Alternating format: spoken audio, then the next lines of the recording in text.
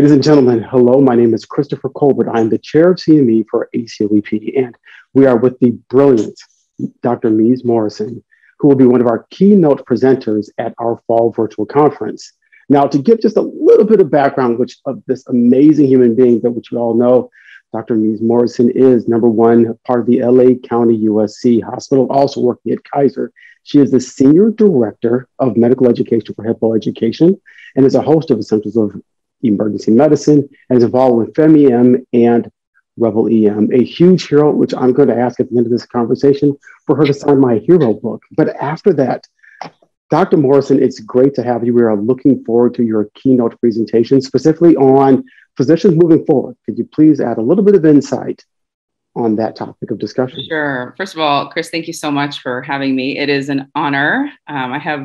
ACOEP sort of holds a special place in my heart. I think the last time we got to be there in person was in Austin, Texas, and I miss it. I'm so bummed we can't be there live. I was very much looking forward to being in DC with all of you. But, it's been a long 18, 20 months, hasn't it, for all of us? And when I think about physicians moving forward or looking forward, I think it's first important for us to stop, sort of breathe, take a moment and reflect back on sort of where we've been this journey, not just COVID, but pre-COVID, I would say many emergency physicians were already burnt out.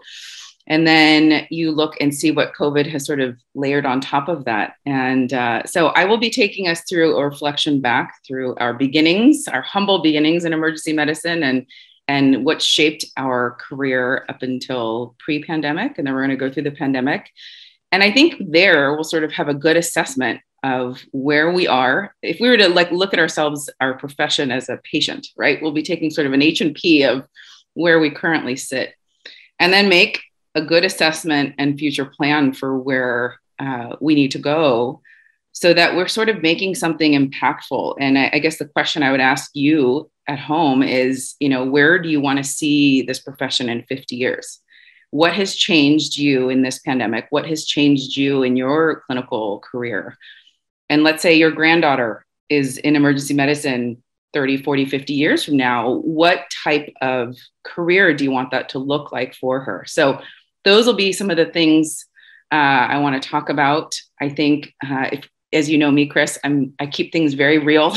So there's not going to be a lot of fluff that is fake because none of us, it's just totally unrelatable. So I think it's important for us to honor the reality and the hardships and the things that we've all gone through together and sort of have that sense of community, which we've lacked for almost 2 years now.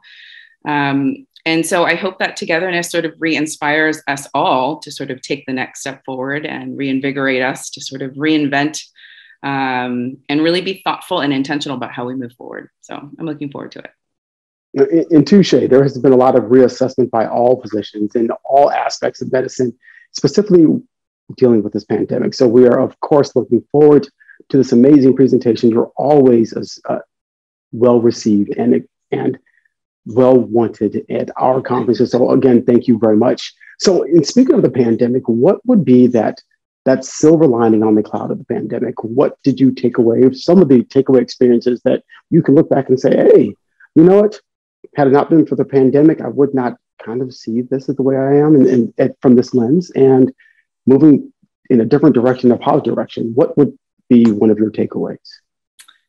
I think there's two big ones for me. Professionally, through my medical education work, I do a lot of obviously podcasting and lecturing and videos and whatnot. And I think putting emergency physicians on not just the clinical front lines, but then in front of the media was a new shift for me that I'd never done.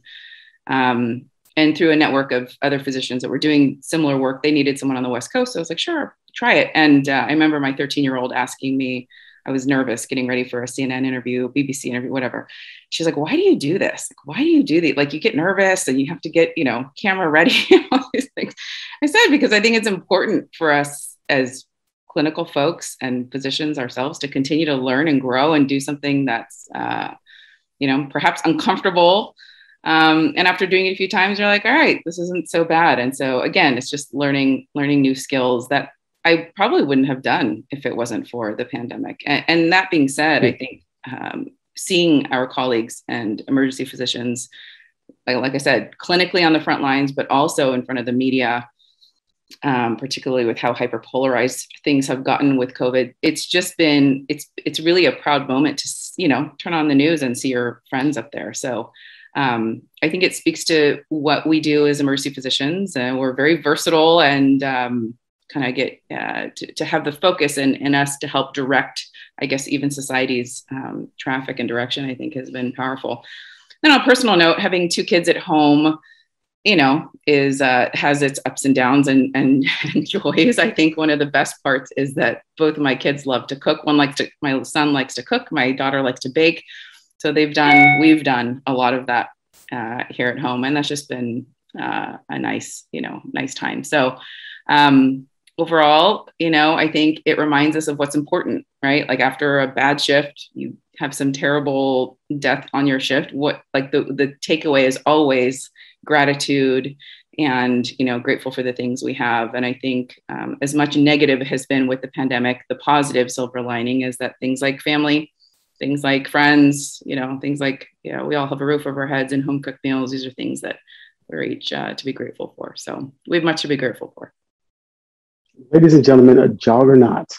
I'm going to say that a juggernaut in emergency medicine, and I always look forward to seeing you on any sort of media platform. Always a huge advocate for emergency medicine and education. And again, I'm going to get my signature this year. We look forward to your keynote address. We look forward to all the insights you have. Thank you very much, Dr. Morrison. Thank you, Dr. Colbert. Appreciate it.